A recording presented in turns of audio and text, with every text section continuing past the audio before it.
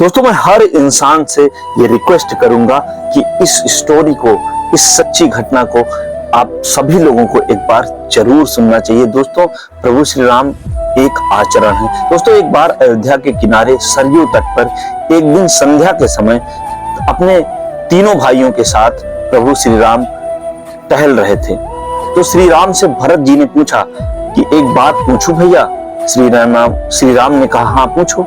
भरत ने कहा, माता कैकेयी ने आपको वनवास दिलाने के लिए मंथरा के साथ मिलकर जो षड्यंत्र किया था, क्या वह राजद्रोह नहीं था? उनके षड्यंत्र के कारण एक और राज्य के भावी महाराज और महारानी को 14 वर्षों का वनवास झेलना पड़ा, तो दूसरी ओर पिता महाराज की दुखद मृत्यु हुई। ऐसे षड्यंत्र के लिए सामान्य नियमों के अनुसार तो मृत्यु दंड दिया जाता है भैया, फिर आपने माता कैकेयी को दंड क्यों नहीं दिया?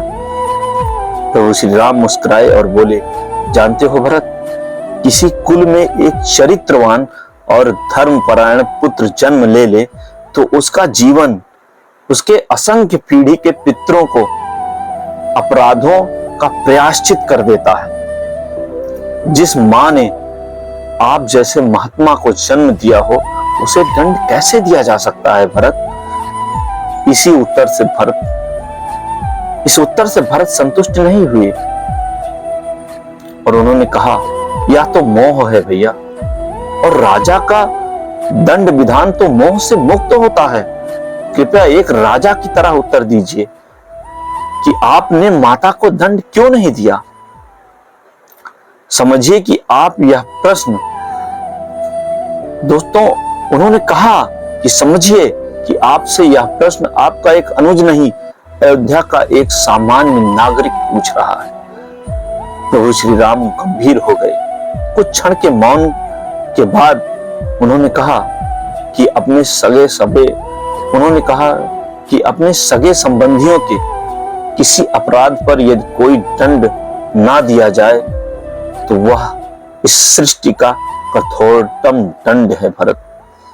माता कैकेयी ने अपनी एक भूल का बड़ा कठोर दंड भोगा है।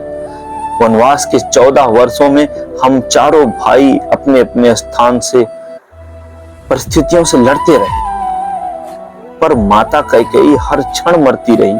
अपनी एक भूल के कारण उन्होंने अपना पति खोया, अपने 4 बेटे खोए, अपना समस्त सुख सम्मान खोया, फिर भी वह अपराध बोध से कभी मुक्त ना हो सकी।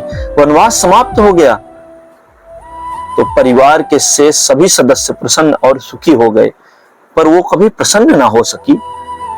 कोई राजा किसी स्त्री को इतना कठोर दंड और क्या दे सकता है? मैं तो सदैव यह सोचकर दुखी हो जाता हूं भरत कि मेरे कारण अनायास ही मेरी मैया को इतना कठोर दंड भोगना पड़ा। राम जी के नेत्रों में जल उतर आया और भरत आदि भाई मौन हो गए। राम ने कहा, और उनकी भूल को अपराध समझना ही क्यों भरत?